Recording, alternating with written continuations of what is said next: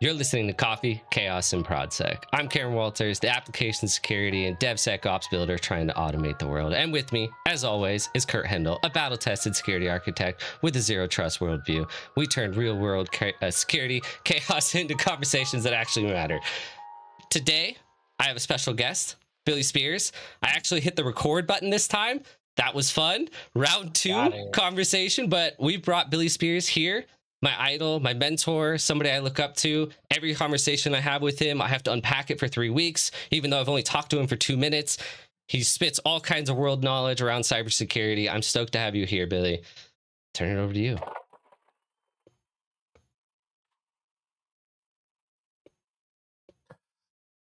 Thanks, fellas. Thanks for having me. Folks, I'm Billy Spears. I spent my entire career serving in CIO, CTO, and CISO roles across public companies and in national security environments.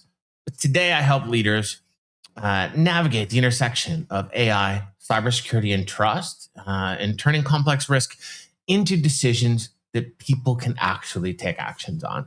So I'm really, really excited to be here with these two experts and try to keep up with them spitting their fire, and we'll just see what happens. Thanks for having me.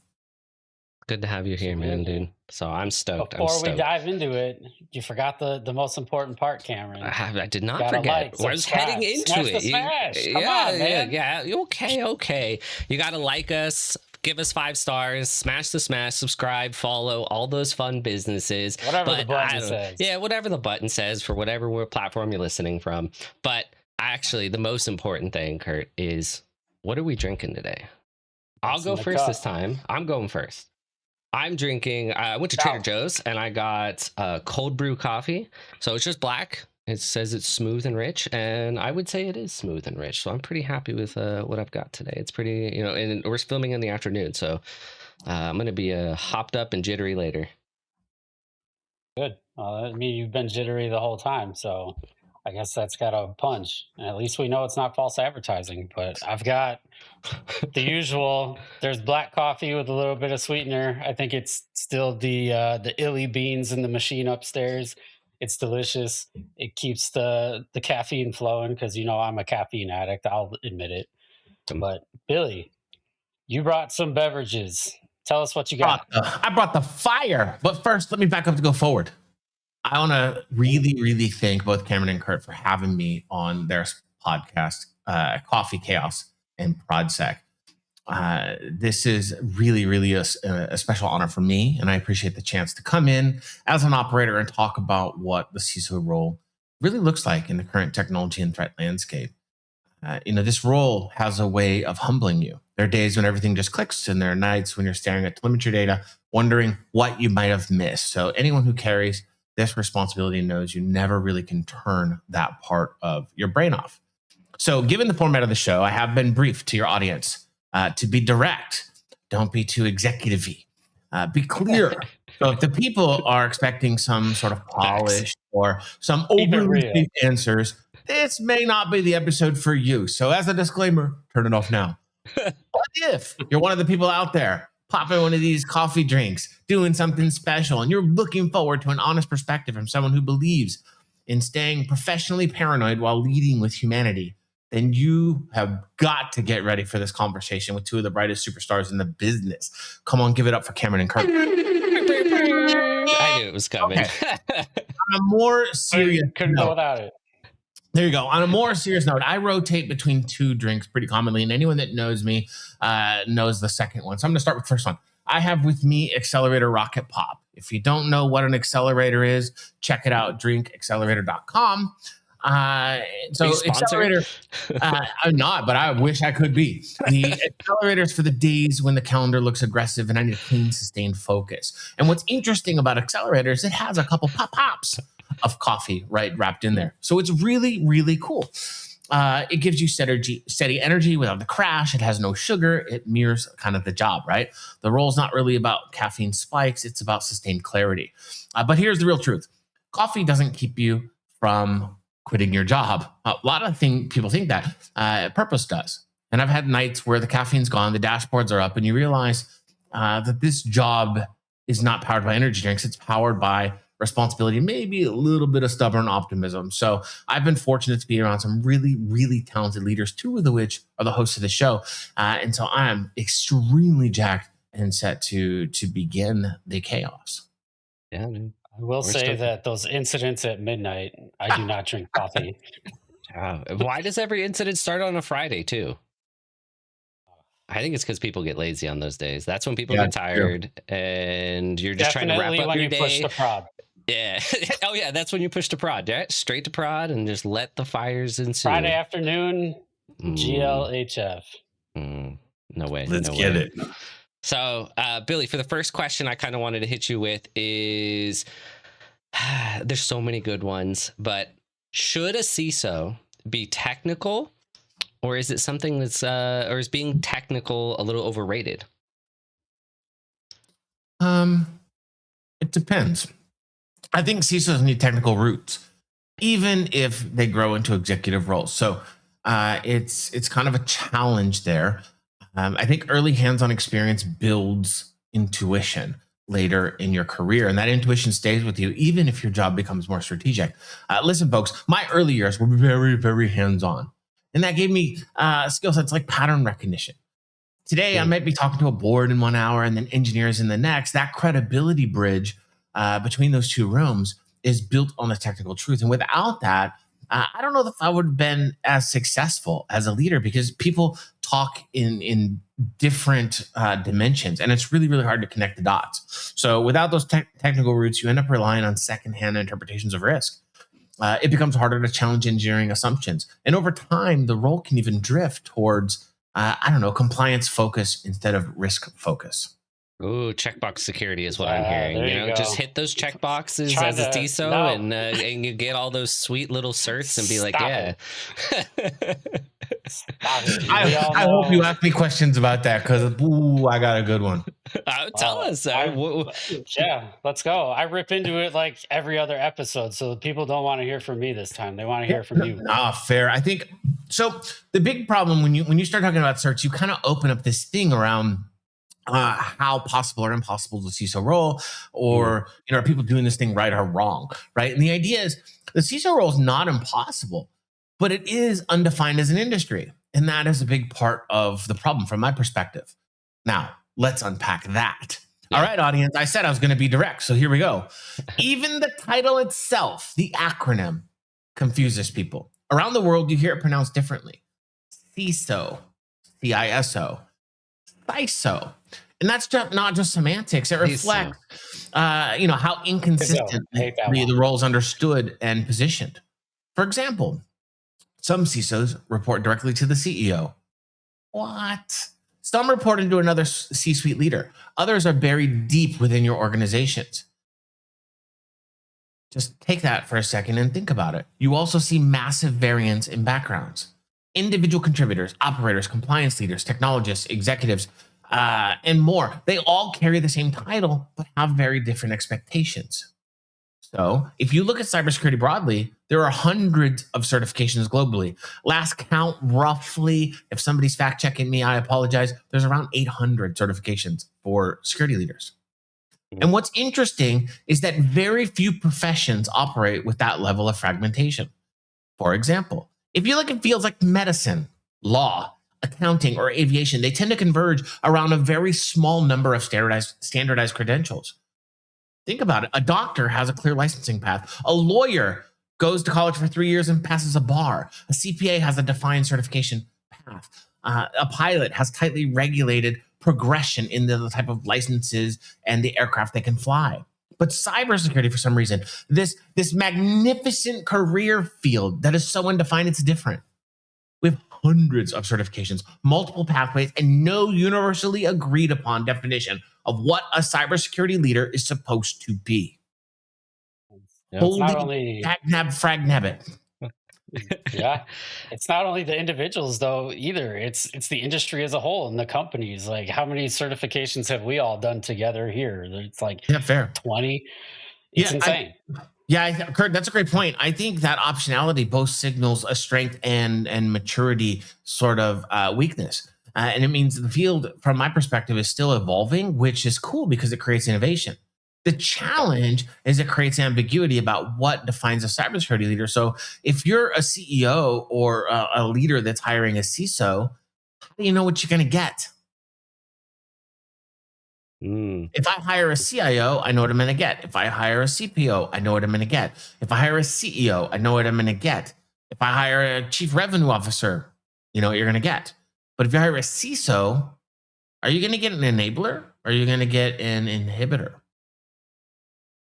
I think it's broader than that too, right? I think it's broader than that.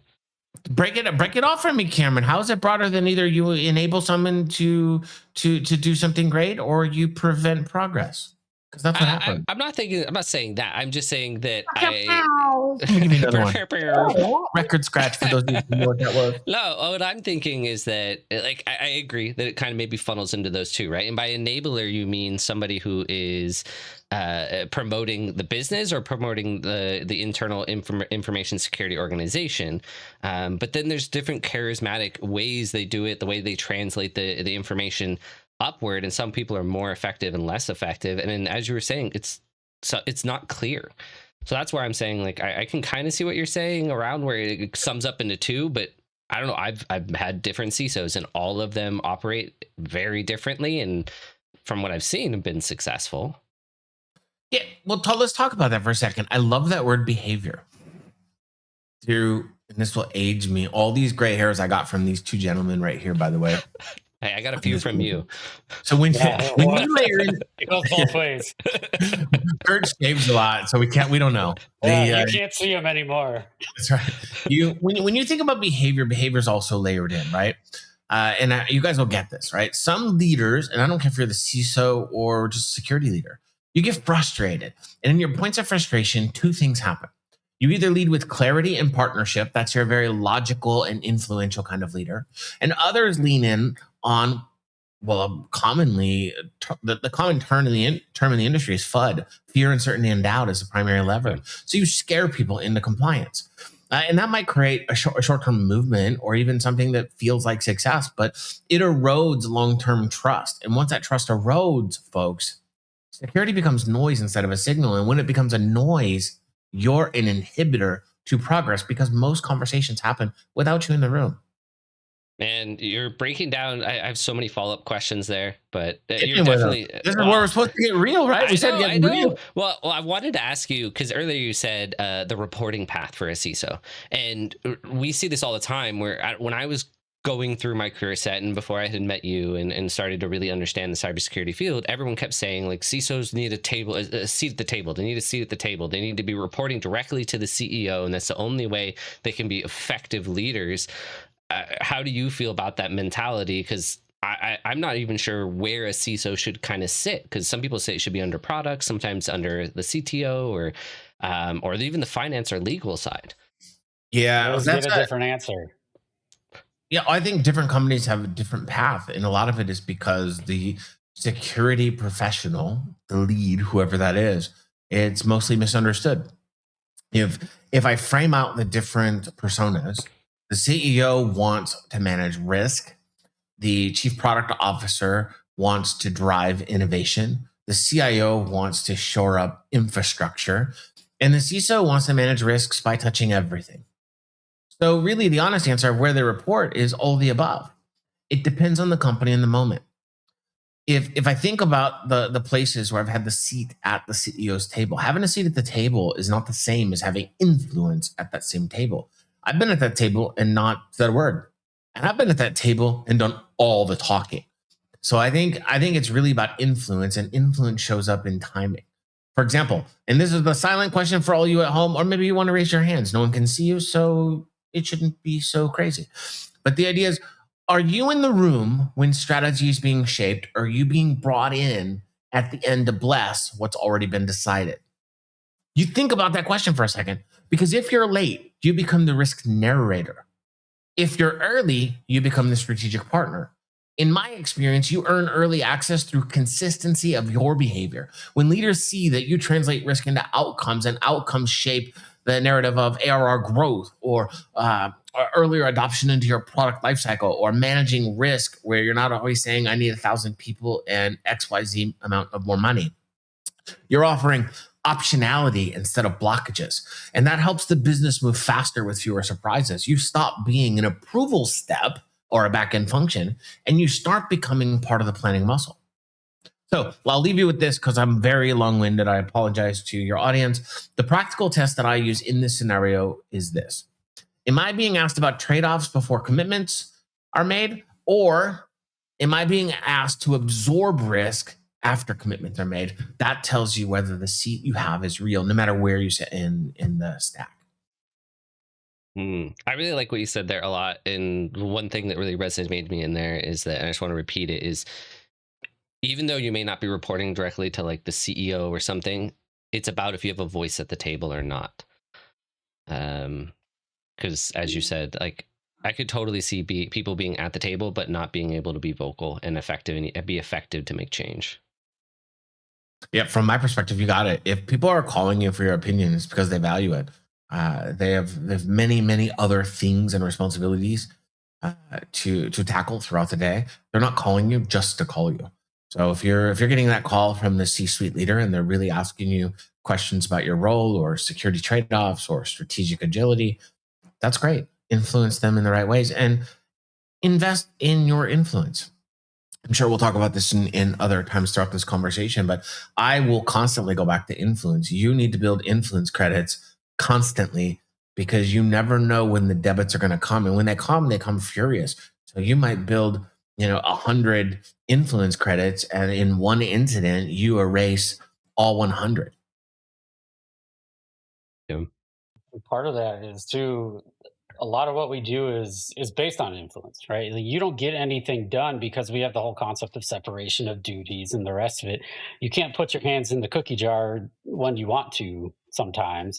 And so those relationships are how you get things done. I mean, this is how I operate every day, and kind of this is my consulting background showing, right? Like, I go to work with the people and I want to make them successful, because if they're successful, I'm successful, we all get to be successful together. Whereas, I've also been that check at the end. As architects, we're often asked to approve things, and it's like, well, if we would have started at the beginning, this would have happened automatically. Yeah. Right? And so now you have to influence the change in the process. Yeah, but Kurt, how do you? So it's all rooted in that. And I'm sure I'm interrupting Cameron's flow, so sorry, Cameron. You're good. But how do you, when I hear that in the architectural sort of checklist that you have, how do you avoid becoming the Department of No? Because it seems like the answer should really be no, but you really can't be viewed as the no guy, right? Right. You want to avoid that at all costs, because when you become the Department of No, guess what? People go around you. They stop calling you. And now problems just kind of manifest and go wherever they will, and they're going to call you anyway, and now you become the fall guy, right? So Yeah. instead, it's an exercise of, well, here's how we're going to change the way we work. Or if I have people call and say, hey, we need an exception, and I'm like, well, I want to understand why we're in this situation, right? Like, let's work through the problem together and get to a solution that works for everybody. And so I'm not the Department of No. It's more, I know a lot of people are going to say you become yes but, right? I don't like that. To me, that's kind of cliche. I like to tackle things with people shoulder to shoulder, not just giving orders like we often see in the world of security, to say, hey, I'm here as your partner, and I want to help you. So what's the problem?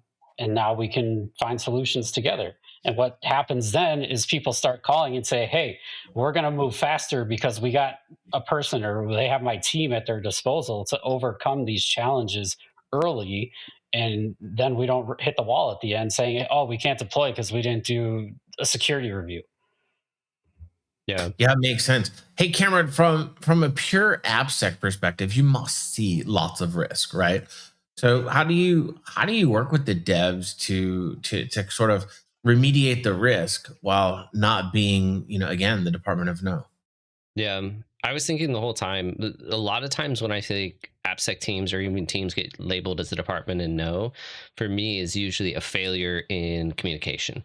It's a failure of cross collaboration. It's not really sometimes a failure in technology and not alerting or providing that, but I think that also again stems from communication and collaboration and partnership. From my side, yes, I'm going to see lots of risk. I see a lot of things being funneled up, but it's about how can I get that information as quickly as possible and be ingrained with the process. I think there's always going to be a natural level of friction that's always happening there, because that's when security is happening. That's when we are, maybe finding something that was unknown and we have to remediate it. The biggest problem I think that I see, at least from the AppSec side, around maybe becoming the department of no is because we're brought in too late, or the risk or finding is being brought in at the end of the time needed to launch. And so it's already at crunch hour. And like Kurt was saying, maybe I want to say and be like, hey, yes, and but, like, at that moment, the yes and but, or the moment of, hey, I need to review this, they're like, we're already behind. This has to go out and you're blocking the release now because you need me to explain something. And I'm like, well, there's been a failure here. So how do we get this out the door and remediate this so this never happens again? Do we need more collaboration, alerts earlier? How do we scan earlier? How do we get this information to detect earlier so this issue doesn't happen? But then there's a certain amount of level of risk or something that happens that you just like, we can't release with this, right? If there's a log4j level vulnerability in there, I'm sorry, I'm not releasing with that. Like, that's just that's a no-go. There's certain lines that just can't be crossed, which is unfortunate. At least I would need a certain level of escalation, and the business would have to accept that risk to ship it. Yeah, I visualized through song as you're talking, and you're like log4j. I start thinking about a band from the '70s, and immediately I thought Apache, jump on it, right? We can't play that here because we might violate some thing, and we don't want to do that. But if you're at home and your brain is hearing that in your head, like it's in your head, like think about it. So you should think about that with risk. For me, I kind of want to tell a little bit of a story. As you both were talking, I was kind of giggling in my head because I was thinking about my career, transformation. Early on in my career, I learned this whole Department of No situation the hard way. Early in my career, as a young operator, I thought being right was enough. You do your job, you're right, your boss is happy, woohoo, promotions and money come. It's not, people. Being right without a path forward just creates more friction. And most of the friction you can't see. You just walk around with chest out, you're happy. You're like, oh yeah, my ASDF and JKL semicolon fingers are happy today. But that's not true. So I was given a book from the New York Times bestseller list early in my career. And this is a real book, so you can reference it. So please don't kill the podcast. It's called The No Asshole Rule. And one of the lessons that stuck with me throughout that book, and I talk about it often in my career, is that you can be technically right and still create a negative impact if people experience you as a dismissive or an obstructive person in the way. In short, they stop wanting to work with you. In security, intent doesn't matter if the experience erodes trust. Influence beats correctness every single time. Here's what I mean. So for all of you going, no, fix the risk. I understand.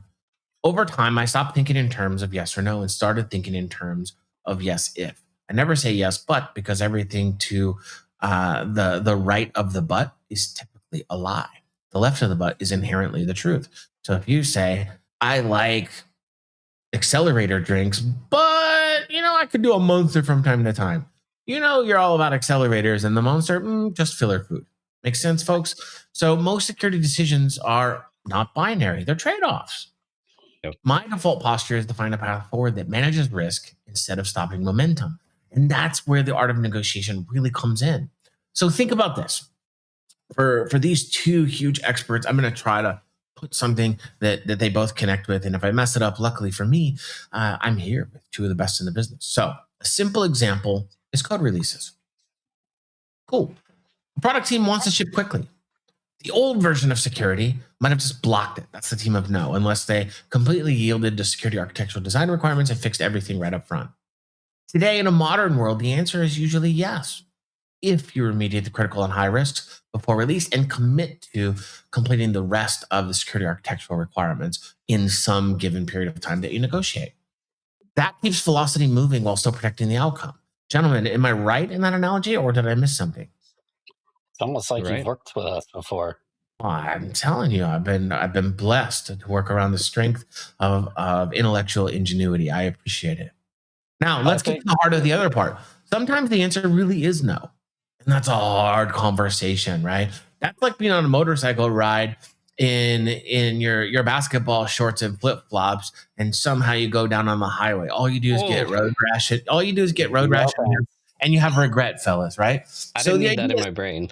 if the answer really is no, and when it is, you as a security leader owe people clarity. A real no, in genuine no, should be rare, clearly explained, and tied to impact that people understand. You see, security becomes a department of no when it hides behind control language. So when you can't explain why in terms that the person on the other side of the table can understand, they think you're simply saying it's a framework or it's architectural review. It's a requirement. So you're a partner, but not really a trusted partner. I believe you become that trusted partner when you can translate risk into the real world outcomes and negotiate value, and only truly use the word no when it truly matters. And believe me, you get one or two of those in your career where you can say no, you can stop the build and go back and redefine outcomes. If you do it more than that, it gets too expensive for companies. I mean, that's just an honest uh, articulation. So if you're costing the company more than you're saving, likely you're going to get replaced. Yeah. I kind of giggle while you were talking because people like Cameron and I both post on LinkedIn regularly, kind of saying what we're talking about week to week, right? And today it was a lot about people say, do things because compliance, do things because best practice. And they're like, if you're, this might even be verbatim, like if you're doing it just because it's required, like that's an excuse. You're not doing things for the right reasons. You're not actually addressing risk. So prove how you're addressing risk and providing value or get out of the way. Yeah. I Yeah, wanted to say I don't disagree with that. I wanted to say something around this is something I've heard from somebody I really know is that you got to operate on facts, not feelings.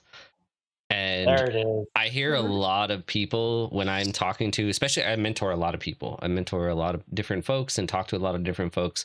And I hear a common thread of around the Department of No that kind of bleeds to that is that they're like, but they're not fixing it. They're not doing this. And I'm like, but that's because you're looking at the decision in a binary way. That is not the world you live in. I always say, Billy, correct me if I'm wrong here. I'd like to hear your perspective, but I always say infosec or cybersecurity, AppSec, ProdSec, our job is to discover risk and manage risk. And I'm strategic, at least in my brain, with those words, because manage does not imply remediate. It implies I'm managing the risk for the business. And sometimes that could be accepting risk or transferring risk, not remediating the actual risk. Yeah, I don't disagree. I think that compliance is a necessary evil, but it's not sufficient alone. And I think that people forget about in security is they think I have a risk, must remediate, but really you're only remediating, and there's lots of ways to do that. You know, you can accept, you can transfer, you can invest, you can remediate yourself. You're driving down the risk into an acceptable tolerance. And whatever that is negotiated within your company. If you're a public company, then your tolerance is probably going to be a lot less than a private company. And if you're a startup, you're accepting so much risk from all areas. You're just trying to get the MVP out the door, right? So it changes depending on where you are. If you're in the government, your risk tolerance is probably very, very low. And I'm going to pick on government people here. It's kind of a joke, but not really. It's because you guys are slow. And the reality is you have so much time to overthink things that you never really get anything through. But if you're a public software company, your cycles are fast. You're talking about 2-week sprints. In the government, your sprints are 6 months. Like, holy here, folks. There I am. I'm back. Oh no. Woo. That's Cameron's folks got at those home. If you buttons. talk too long, if you go to like the Oscars or these big award shows where they start singing new songs, They got what the happens big hook. is on Coffee Chaos and ProdSec, if you talk too long, they turn you green. That is the indicator to shut up. I don't know. I think it's an You internet just issue. discovered that one. That's a new one. Yeah. So it I only think took one us more, 26 episodes to get there. Yeah, one more thing to kind of talk about is I think the healthiest security programs treat compliance as the floor, not the ceiling. Real security lives above that floor, but underneath the ceiling. So again, you got to stay within that tolerance. It's always about the balance. We've said that too many times. Yeah, boy. Just kidding. Kurt, I'll turn it over to you to ask a question. I don't know if you have a burning one. I mean, we've addressed so many questions, but I- I'm gonna go where everyone gets excited because I know Billy gets excited about the topic, and we're gonna talk about Billy's thoughts on AI here. So oh the shoot. way, yeah, well, you use it, Cameron and I use it. We're trying to I'm ready. secure I'm it not every scared day. to ask your question, So Kurt. AI is literally everywhere right Yeah. now. With new tools, it's being built into tools, and it's not doing a lot for us. We're all using it. Are any of the AI features actually useful, in your opinion, in the environment, or is it just a checkbox that vendors are kind of adding to say, "Hey, we're doing it"? Yeah, we're gonna get real, right? So I might never work Always. again. We'll see what happens. The idea here is the answer is both. I think there are companies out there that are saying AI is the buzzword of the day, and so they put AI somewhere into uh, their overall strategic plan in the hopes to grow top line revenue growth. But they're not really delivering AI goodness. They're not really delivering efficacy. They're not really genuinely using AI in an interesting way that helps the customers achieve some outcome better, faster, smarter, whatever. And then on the other side, I think some AI is genuinely useful today. Now, folks, before I get there, this is kind of a technical podcast, so I'm assuming there's some acuity happening here. But just for the Oh, we lost him. folks and Kurt, let me come backwards first. The idea of AI, if you're using ChatGPT as the new Google search bar, what I'm saying is not for you because you're not really getting the value of AI. You still have hallucinations. You don't realize that piece of soft time to like go out and bit and have a night and have a weekend. Your sprints are really just this really long ISO process. And you don't realize it. You have to connect it and validate and that kind of stuff in a more technical capacity. So now getting back to the answer is I think the answer is both. Some AI is generally useful, especially in security. Things like event triage, correlation, reducing analyst fatigue, anything that'll compress decision cycles has real value today. And it's pretty easy to connect in uh, without really escalating a lot of cost. Now, where it gets more interesting is when we start talking about agentic AI. That shifts from assistive AI, that ChatGPT sort of analogy as a search bar, to a system that can be bounded into action or automate workflows or close loops. That's exciting, even at home. So if you don't know how to do that, contact these guys or contact me and I'll help you get there, right? Because that's where real operational leverage starts to show up if it's implemented responsibly. Responsibly is really important. That's a legal term for saying ethical AI. That's a whole different podcast, but we should talk about it sometime if I don't turn green and I get asked to come back. But there's also a lot of AI labeling happening.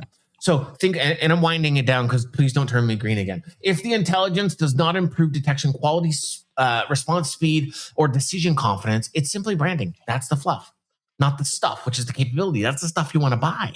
So the test I use for this is really simple. I'm giving away all my tips and tricks on this podcast. So tune in, like, hit those buttons. We want to send a whole bunch of hearts and thumbs up here. Did the analysts and operators actually get faster and better? Or did the slide deck just get a little fluffier? Just saying. If it's a slide deck problem, go to the competitor. But if you actually get something and you can move a little faster, extend your financial runway, and you're providing some impactful value out to folks, those are the people. Go do that right now. Hopefully that helps, Ellis. I like the answer, but as you kind of wound it down there and wrapped it up, there's a lot of we share a lot of that in security. Like, That was all if we're not, security. What do you mean? I talked about the SOC analyst. well, we're talking about AI making us all more effective, which we're chasing every day, right? The SOC is Yeah. ripe for that opportunity. But Yeah, I think again, the SOC is the easiest answer for agentic AI. But you could do some other things. It just requires a little bit more technical acuity. So the architect in Kurt is really drawing me into things like you have a source, you connect APIs into an MCP, you send up that server, it looks for the tools to use, automates the tools, you invent sub agents, it pops it out into responsible actions, and then you have re-rankers to decide which actions you should prioritize over the other, and then validate some output. That's really cool. So, said differently in a non-technical term, let's talk about email because everyone has that. You have too much of it, right? So you automate an agent to search through your email looking for really important stuff and then separating important stuff from unimportant stuff, whatever that is you define. From there, you're like, I don't really know and I don't know how to do it. So you stand up this MCP server that has tools in it that help your email get smarter, faster, automated, more visual, whatever you want. So it reads through your emails, it decides which tool to execute. Those tools execute. And from your 10,000 emails, it pulls 20 to say, these are really important, I think. And you're like, 20 is still so many. So then you re-rank it to get to the top 5. Genius, and I want to put sub agents in there to automatically take action, respond, forward, cancel, maybe opt you out of mailings or newsletters and such. And so then when that's all done, you went from thousands of emails to one that you really have to respond to. That's what I just walked you through. How was that, Kurt? Is that better? You didn't turn me green, so I feel good. I feel like I won. Oh, I don't have the controller. I might just turn people green for fun. I mean, I was stressed out. I was like, don't turn me green. Don't turn me green. Cameron doesn't. He's gonna start turning me green. I got downgraded to guest last week. I mean, you still have to level up, bro. Get on it. Oh, look at this guy over here. We got a oh, we have that. We can do that one. We can do that one. There you go. There you go. All right, Billy, another hard question. Name one security best practice that you actively ignore. Oh man, I think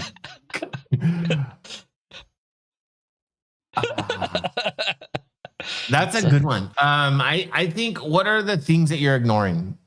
I think you're stumped him. Well, I have like 5 answers that want to come out, right? So I think the most difficult thing. We'll re-rank them later. Don't worry. That's what I'm re-ranker out. Oh my God, that's a good one. I think the very first thing that I want to ignore is it's kind of a problem statement that's going to encompass a lot of things. So these guys know me really, really well, and I just figured out a way in my brain to get like 6 things into one thing. I think tool first roadmaps. Those are the things I actively ignore. When you have people that come to you and say, here are the 9,000 tools I need to purchase and put inside of a stack, those are people that are going to go to the bottom of my list, right? I'd rather start with outcomes and operating models and lead that into talking about what risk we're reducing and who owns it, how we're going to measure the improvement, and then enter like the tool conversation. When you reverse that, you're buying complexity instead of clarity. So I actively ignore complexity. Dang. That's a good question. Was a masterclass answer. No, dude, that was a good question. I was like, because I started thinking about individual things and then I lumped them in my head together. So, hey, audience, that happened live right there. They got me. That was a good one. I was thinking about the question and I don't even know where I would even start with that one. To be honest, I mean, there's so many. What do we have? Kurt, you probably know this more than anyone. What do we have? 4,000 or 5,000 tools to choose from? Oh my God! At any given point, and most companies have anywhere have anywhere from 50 to 200 tools in their stack. Like, holy cow, that's a lot to manage. That's a lot of complexity in and of itself. And now you have AI, and AI rules the world. So you don't really need tools anymore. You just need ChatGPT. That's a joke for your audience. I am kidding. Not cancel me for that. I think a lot of people, one of the biggest problems in this industry is everyone's like, I have a problem, I need a tool. Like, no, you can hit different kinds of nails with a hammer. Hell, you could hit a screw with a hammer if you're feeling adventurous. But now the conversation is shifting in the industry of we have thousands of tools available to us. And now we're seeing the major players drive this whole idea of like platformization. There was this big explosion of I need a tool for everything, and now you've got all these stupid specialized tools. They create a lot of noise. They don't talk to each other. You can't bring the findings together. You can't make sense of it. Now AI could. That's a valid optimization, but you're still spending more than you have to. So if you consolidate down, and this is where the architect brain starts coming in, because we do this all the time. We're like, huh, our security stack has 15 tools. Maybe we can drop some of those and Yeah. actually be good enough with others. I have opinions on that stance. Platforms Hit us frustrate with me. it. What do you They got? really frustrate Well, me. I'm not saying use a single platform for everything. I'm saying you can have a platform, but you bring in specialized tools where you need them most. So don't start with tool first, do tools last. Okay, I agree. I Hey, just get can I frustrated narrate with this for you platforms. guys? This is amazing. I know I'm just the guest on the show, but what you're hearing is a conflict between boutique versus big box. They're not saying it that way, but I suppose we're supposed to tell the truth on this show. So the idea is you got one side and you guys can figure out who's doing it, but one guy's like, specialty and boutique solves the problems, and the other's like, avoid big box stores, keep it local. And I think that's interesting. But really, the real waste pattern here is tools sprawl without operational ownership. How many tools do you have that no one on your team can figure out why you have it or why it's even still there? You're just literally pushing a button. You just push the button every 2 minutes and that happens. But I've walked into many, many, many environments with multiple tools solving the same problem, and no one's really accountable for any outcomes. The dashboards look good, but risk awareness and remediation tend to be subpar. So that's where inefficiency and money tend to disappear. And you need to have a way to remove the redundancy and yet push your teams towards an innovative outcome. So I love using innovation as a reason to transform. And if you ever stop transforming, you should turn around and put on a helmet because something bad's about to happen to you. That's what I'm saying. As you were saying, it's always about outcome and outcome. And what I see at least in the AppSec world and DevSecOps world, is that when tools consolidate, the outcomes suffer. Usually, the consolidation does not mean a better holistic view. It means, yes, you have less contracts you have to deal with. You have less complexity in terms of tool to tool, but we're all engineers here. We're all experts. We should be able to either, you can buy a tool that connects everything, makes it very easy. Then you offload that engineering work. Or now we have AI, we have internal engineers. People have been doing this for a long time. I built my program based off this. We'll do it ourselves, API to API. You can pull that information, consolidate, and build your own dashboards. Then you get the tool that has the best outcome for what I need. And every company is unique. No one tool can solve it. And in AppSec, that you're always, if you go to a platform, sure, maybe you'll get a slight better price, but you're going to have outcomes suffer. And are we solving again? For me, I'm like, that kind of feels like a indirect or kind of a homage to checkbox security. We're trying to meet some requirements, so we have it. And I'm like, but I'm here to do security and I want to improve the actual outcome. Yes, I want to do it in the most financially efficient way, but the outcome we're trying to drive here is better security. And that's where you tie it back to the business, right? Like, I don't deal with the code scanning a lot. I say, hey, Cameron. Well, sometimes we get in the weeds, but yeah, I tend to phone the friend and be like, hey, we have a problem, and I don't want to create another problem for myself. I'm like, Cameron, you have the problem now. Whereas I work with other people that are like, hey, they're doing the code wrong. And I'm like, are they? Like, let's focus on what's the goal here, right? So it always comes down to the end. But I think in the broader, the sprawling world of our tools, right? Like I need less tools. I don't need more. And when it comes down to business, all they care about is the outcome. They don't care that I used X, Y, and Z vendor and did some magic and used a middleware layer to tie it all together. Like, that's where we can nerd out for 30 minutes and talk about how we manage to solve the problem, but the business doesn't care. What? That's a whole nother podcast. Part 2. Vote for me to come back and not turn green. All right. Billy, this is a ProdSec podcast, so I'm going to ask you a very pointed ProdSec question, which is, what are common pitfalls that ProdSec teams fall into when they're essentially when they're set up to be, or when they're being set up or building out from a CISO's perspective? Where have you seen the most biggest pitfalls that ProdSec teams have, essentially? Good one. Two answers. I think I'll give you the most real. I think most product security teams are underpositioned. It's not a skill problem. It's competing with DevOps. And so when you start thinking about from the most senior leaders, what do I get that's different from product security versus DevOps? That's the challenge, and it's a huge challenge. So the most fascinating product security leaders are incredibly articulate about that.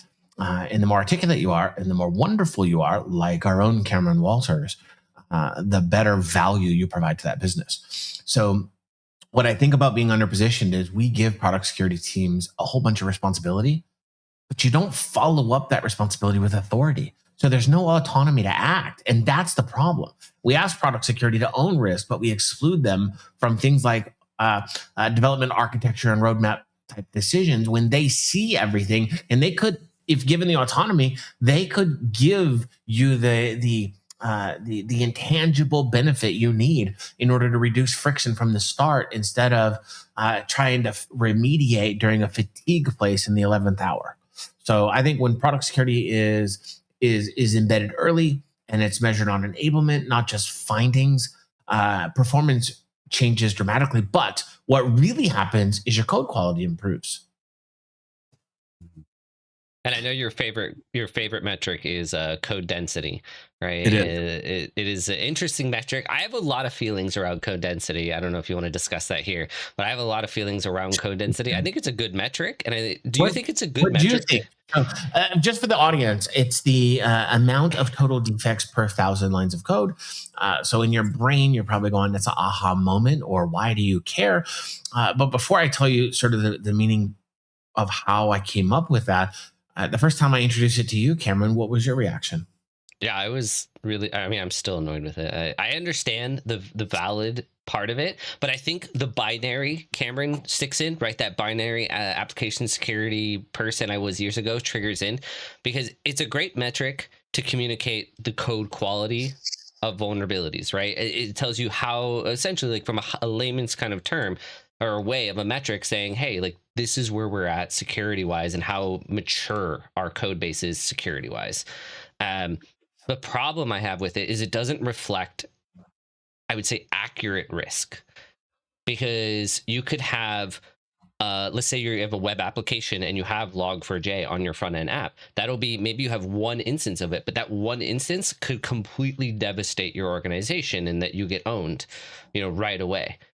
And so with that one, and if you have 10,000 vulnerabilities that are mediums and lows, that percentage is not going to move. And so from the code density, it looks very mature and like you're doing great, but it's just one thing. But at the same time, that's such an edge case. Yeah, well, I think my challenge to that would be, you're talking about the big box store analogy again.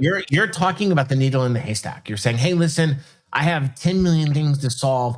If you solved 9,999,000, that one you left out could be the big bang, right? And in theory, you're right. But what you're doing is you're leading with that fear, uncertainty, and doubt, because that's fear of uncertainty. So I'm doubting that I'm choosing which things to fix. And that's a really hard thing to do inside of structure. So when you say the average defects or the amount of defects per 1,000 lines of code, what you're saying is all code things have to have security built in from the start. And that's the first, it's a process thing. So if you're saying security by design, then you're going to get the 80%.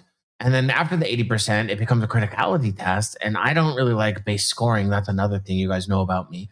So anything that comes off the base scoring model, we have to really figure out how our software is made and whether or not that base scoring 9.9 really is even a factor if nothing talks to the internet. Could be a thing, it might not be. But then you kind of move it around through the exploitability index and some of the other scoring mechanisms that exist, so that that critical vulnerability might become a low medium after you evaluate it. So even that needle in the haystack moves up and down. And what becomes more purposeful for me in this test is it's about monitoring. So you have to monitor that vulnerability as it goes up and down your criticality metrics based on some measured outcome. And then you have to feed back into your core metrics, which is if I have 30 million lines of net native code, that would be a ridiculous amount of code. But if you have a ridiculous amount of code, then you want 80% of them to hit the benchmark scoring metrics, which is 0.5. The answer should be 0.5 or less. And I'm proud to say at most orgs that I've worked in, it's way less than 0.5 once you start measuring, because this is a theory I have, but if it doesn't get measured, it won't become a priority to get done. So you have to come up with some way to measure success. Otherwise, it truly is a needle in a haystack, and FUD is not a long-term strategy to remediate risk. Yeah. Yeah, I like it. I like it. Kurt, kick you to a question. Over to you, Kurt. There's so many questions we can ask right now, but Right, at the same time, give me a layup. You guys have been hammering me.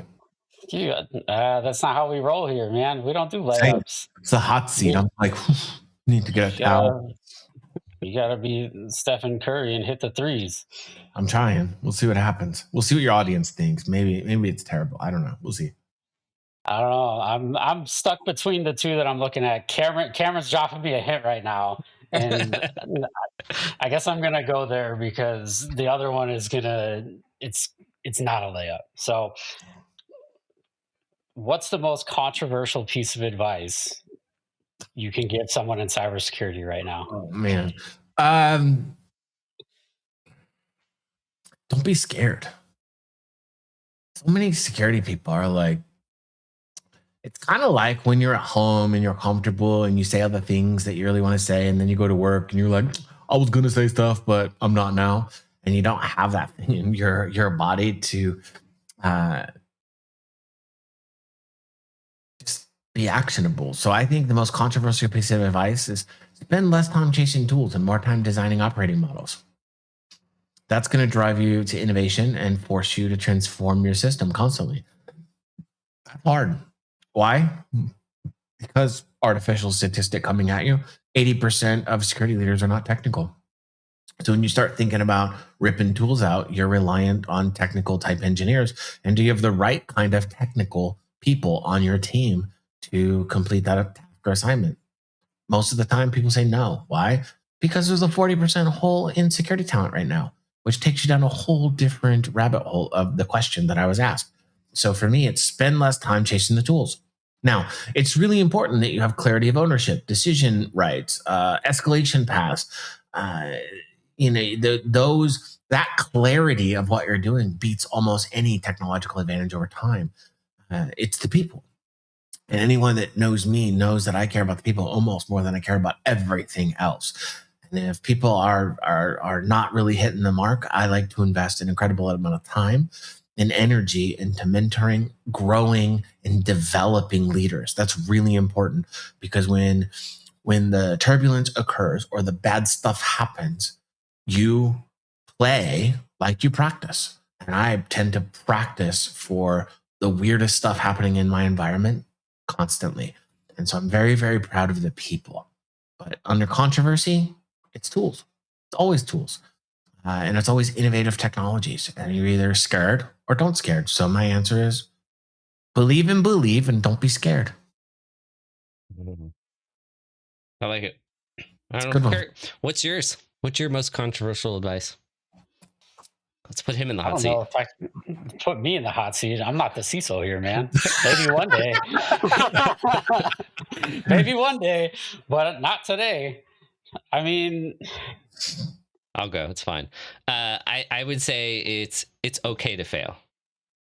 I think a lot of security professionals. Well, I think failing within parameters. I didn't mean to cut you off. Go ahead. No, you're good. I was going to get there. What you said. I hope you get there. I was going to get there, but what I see is a lot of people, especially at the IC level, they are terrified to make a mistake, and it is oftentimes paralyzing. It hinders their growth. It hinders their maybe creative decision making. And yes, you may make a mistake, but usually those mistakes that are that small or that kind of outcome is not so devastating that it will break the business, right? Or hinder something. So it's okay. And I think one of the problems I've seen is that people then become so paralyzed to make a decision. They would rather delay making a decision, and they go to the leader to get a yes. And until they get that yes, they just sit there spinning wheels. And that's where I'm saying, it's okay to maybe pull a trigger within reason. Sure, you got to find that. Don't push to prod on Friday. Please don't. So I don't know, Billy, did I save myself there? Well, I think it's a basic leader question, right? So the idea is it's okay to fail. It's okay to fail within the parameters of comfort. So it's really nice to have a fortified leader around you that allows you to fail and then kind of mentors you out of that failure into success. If you just say it's okay to fail and people have catastrophic failure, not only does it hinder you, it hinders everyone around you, and it can stall the business or stop the business in the case of that needle in the haystack sort of event that you talked about earlier. So you certainly don't want to have major failures. You want to build protections around them. And if you have a failure, you want to make sure those systems and protections and incident response mechanisms fire up and let people know so people can come and support you during that time of failure. But I don't think failure equals firing. I think failure is a learning mechanism within reason. And I've always believed in having those arms wrapped around my team, not in a micro way, but in a supportive way to educate folks when nonsensical things tend to happen. But you got to let people explore. It's really important to give people experience. I remember my failures through my career, and I think failure is a point of learning. Definitely agree with that. I feel like those two are kind of linked, what you guys said, and it starts with Billy. You said, "Don't be afraid." Like, don't be scared. Overcome I said, "Don't be scared." Don't be scared. That's right. But don't be fearful. And I mean, right. I think about my own experience, my own failures, my growth from engineer through architect to senior leadership, and I know that I've worked with the two of you on a big part of that journey. One of the things I don't think we say enough in the industry is trust your instincts. We're all experts at what we do. Now, some people are more junior, some people are more senior, have seen it all, have tested themselves, have failed, much like we have, and learned from it. But a lot of people get stuck in analysis paralysis. They don't want to make decisions on their own. They escalate to the leader. They slow things down. They create friction because they don't trust themselves. They're afraid of failure and afraid of losing their job. But at the same time, you're in the seat for a reason. So use your skills. Don't bring problems, bring solutions, because people view you as an expert, and your instincts are built up over time through your training and experiences, such that that's how you bring the impact. So like when I'm on an incident call on Saturday and they're like, holy crap, the world is on fire, my mind's going a million different ways, but instinctually I'm like, I've seen this before. So what's the issue? Okay, well, I'm not going to sit here and analyze it for an hour because everything's on fire. The customer is impacted. They need their system back within an hour. So my instinct says, do this. Okay, now I know how to execute and go from there. And 90% of the time, I was about to say 95, but I'm going to scale it back to 90. It works. I like it. All right, Billy. One last question. I don't think I think we burned him out. We can do one more. We can do one more. All right, and then we'll let you loose and we'll let you out of the cage. Get rid of it'll give you the key, and you can go on with about your life. But what is your favorite thing about being a CISO, and what is your most disliked thing about being a CISO? Oh man. No layups. Yeah, well, that's a tough question for real. I think the favorite is easier. I think I think I have an answer, and I want to. Can I just say what I think it is? Sure, go ahead. I think it's the team, the leadership, and the people you get to watch grow. because I think that's the most exciting part for me as a leader. Yeah, I think my favorite thing is the people, and I think my least favorite thing is the common misunderstanding of what a top-notch CISO can provide to the top line revenue piece of the company. So ignorance is probably my least favorite thing. It's a good one. It's a good one. All right, any last comments as we wrap this sucker up? I have tons of comments. Well, do you I'm want to full throw of one comments. out? All right, let me leave you gents with one thing in your audience, right? There it is. All right. So I'm just jumping in here. It probably wasn't for me. That was probably for Kurt, but I'm jumping in. So if I could leave you in your audience with one thought, especially about being a CISO in today's environment, it's this. Here's the truth that people know. You already know this, but nobody ever says it out loud. It's that voice in your head. So I'm going to say it out loud. You're not going to out-tool every threat. You're not going to predict every breach. And you're not going to eliminate all cybersecurity risks. I know. You're like, I know that already. The game here is trust. Trust in your systems. Trust in your people. Trust in your decisions when the pressure really hits. And that trust doesn't show up overnight. You build it by investing in your people long before the moment arrives. You build capabilities. You improve judgment. And you build muscle memory so when something breaks, your team knows what to do and when to do it. You practice for the day that you cannot predict.